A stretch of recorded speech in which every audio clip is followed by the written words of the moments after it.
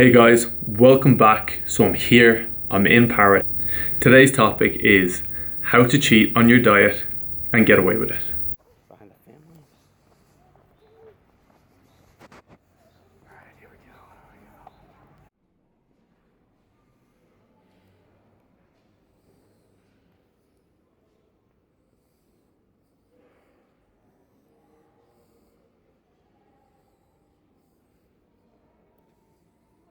As usual, some eggs, this time in the form of a nice little omelette, some bacon, a latte. I don't even know, what is this? That is a fresh cheese and fruit coulis. Looks beautiful. Thanks. Hopefully as impressed. First of all, what do I consider a cheat? A cheat meal, a refeed, are they all the same? What's the difference? A cheat meal for me is a substantial increase in calories, mainly carbohydrates, at a specific time. What is the difference between a cheat and a refeed? It depends on what you consider a cheat meal. For me, I prefer the word refeed, generally. I will use a refeed strategically with clients.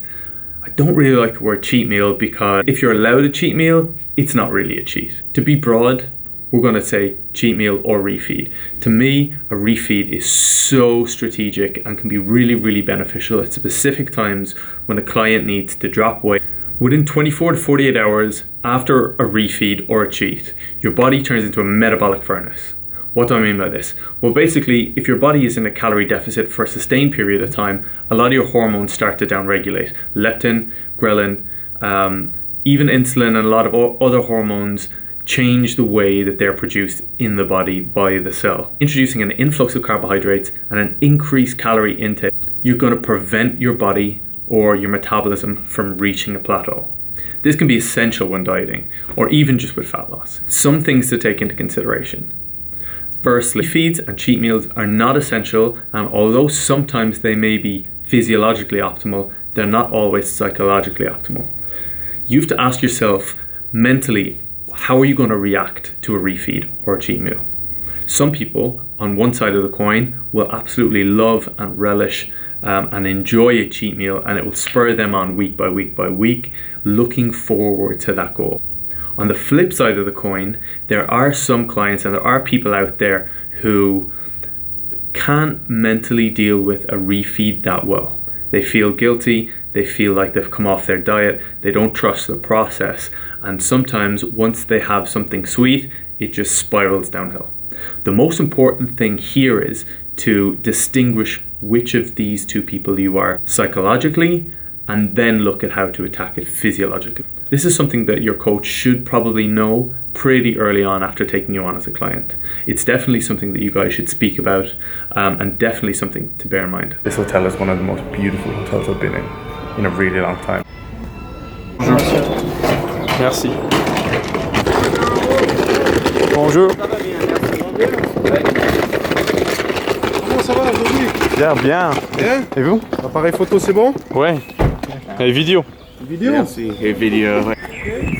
We're driving for the day. It's Yeah, Belly. hey, hello. Salut les gars, ça va? Ça So va? we're heading to Paris for the day. I'll keep you guys posted. Awesome. The most important things. Oh, he's got a Biscoff.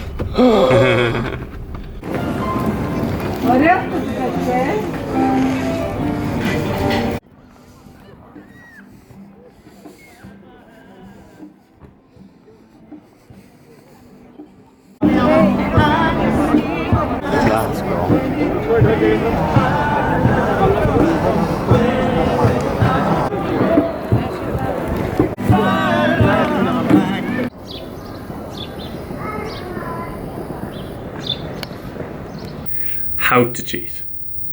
For me, it depends on how I look or how my clients are looking, and I use this as a guide.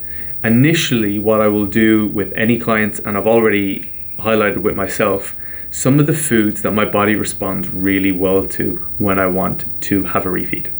So that's massively important. Figure out what foods are likely to be beneficial for you during your refeed, but also you probably want a mixture between foods that you like and foods that are going to be beneficial. They're not always the same. So when to cheat? More often than not, these should be strategically added in to specific day. Never give a client a cheat on a rest day. Very, very rarely. Only in psychological circumstances where it is massively beneficial or really, really needed. More often than not, physiologically, I will pinpoint a weak area for a client and try and initiate this cheat meal into that day. This increase of calories, increased carbohydrates are going to help grow, restore glycogen stores in that muscle on that day, and therefore trying to be optimal with the calories, the carbs that we're using. Rarely will I give a client a cheat meal if I don't think that they are lean enough. If a client is not depleted and if a client's hormone levels have not deregulated, then there isn't going to be any physiological benefit to a cheat meal, only a psychological one. This is something that you need to pinpoint pretty early on, and it's only generally when a client really, really needs one physiologically, unless they're really psychologically weak, that I will integrate these in. So generally for the first few weeks of a diet, it is very rare for me to add cheat meals in. The first few weeks of any diet, any training regime, you should be monitoring, assessing, seeing how your body's going to react to whatever stimulus or whatever nutrition or training program you provide. Having gauged how your body's going to react to such stimulus, then you can make more educated guesses and maybe kind of throwing some cheat meals in, some refeeds here and there. So pricing products is a little easier, but pricing services, I get this question all the time. How much should I charge for my service? You know, there's a lot of different versions of that, right? You could be the cheapest in town, you could be like a super premium, but the version I really like is the value-based pricing. So actually pricing a percentage of the value you create for someone, and that means that you need to be an exclusive service, like a premium exclusive service. So when you decide what your price is, you have to also back it up with how you sell, right? You can't sell like a commodity, you can't sell like cheap, but then price expensive. So you need to make sure you remember that you're the prize.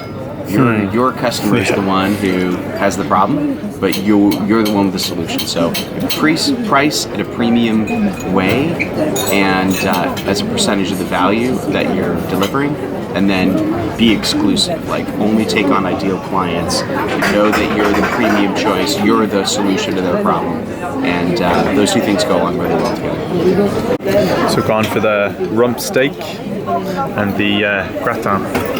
What'd you get? Beef bourguignon. Nice. Beef bourguignon. Typical French. Yes. Found a Starbucks. We're not going though. We're gonna. No. We're gonna get decent French coffee in Paris somewhere if we can find our way. Are carbs really the enemy? Not at all. As I said in previous vlogs, carbs can be massively essential when trying to mend a metabolism, reverse diet, manipulate your metabolic rate, and grow muscle, of course. And utilizing carbs strategically, knowing which carbs to use, when to use them, how to initiate them, how to cycle them, all these various different things become essential when it comes to picking a refeed or a carb cycling program for you. It is rare that I won't carb cycle a client unless specific circumstances, potentially growing, adding lean muscle tissue. Even then I will still try and carb cycle. It is very rare, never, almost ever will I give a client a nutritional program on a rest day and a training day that are exactly this. You need to be specific with what you're trying to do with your food. You need to think about what you're trying to do with your food, and your body is doing very different things on a rest day to a training.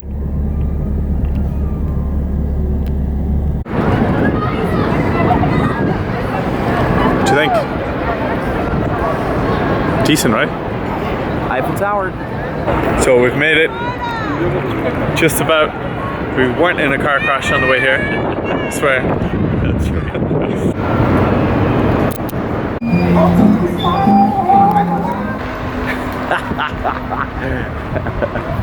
It got me black now.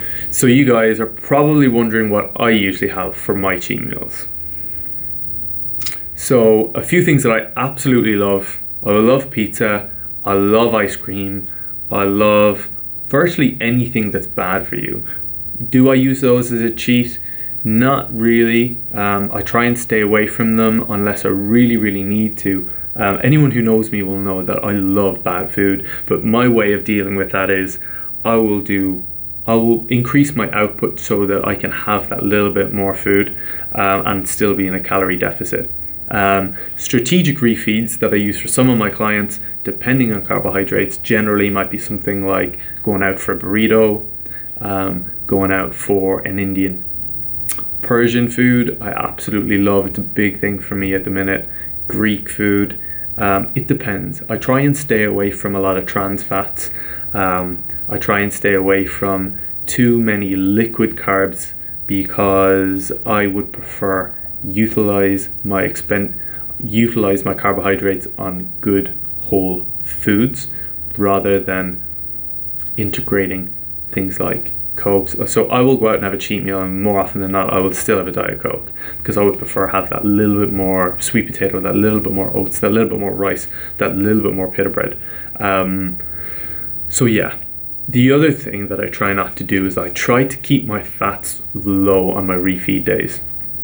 Obviously, for the obvious reason that I want to get my carbohydrates high, I want to refuel my glycogen stores, and to do that without going OTT on calories, I probably bring my fats down a tad. That's not always the case. If you go out for some food, there's always going to be pretty high fats, but I just try and be a bit more aware about which foods I'm using when I integrate those into my nutritional plan. We've stopped. We're literally on the river. Look at this for a view.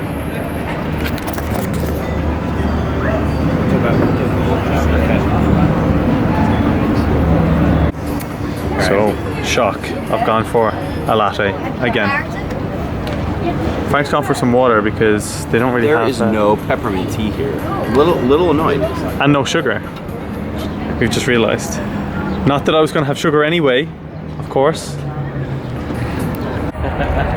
So that's it. Finished. Paris done. Where to next? Who knows? No, we're off to Prague. Czech Republic, on the way to the airport now. Yeah, it's been awesome. It's been awesome. We've both been here before. Way too quick this time though. Yeah, literally we're only here for what, 24 hours? Here for 24 hours. Frank's got some business meetings to catch up on for the evening, but I guess I'm just gonna have to chill in the business lounge. Oh man. Get out, you know. But it's close to the airport, so.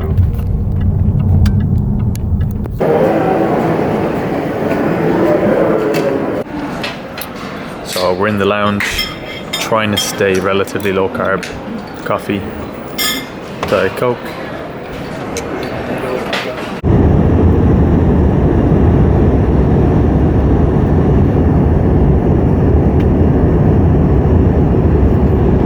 To summarize, create a total deficit throughout the week, each day, so that you can utilize those carbohydrates, those calories later on in the week and integrate them strategically in the form of a cheat meal. Generally, I will always keep my protein relatively constant, even if it's a rest day, even if it's a high carb day, even if it's a low carb day or a refeed day. For now, guys, enjoy. I'm going to stroll around Paris, one of my favorite cities in the world. Any of you guys have any videos, any questions, or anything you'd like to see me do in the future, please leave a comment below. I lived here for a while in my teens. I absolutely love it. Hope you enjoy. Like, subscribe, leave a comment, and I'll get on it in the next few weeks. Thank you guys for watching. Peace out. See you guys later.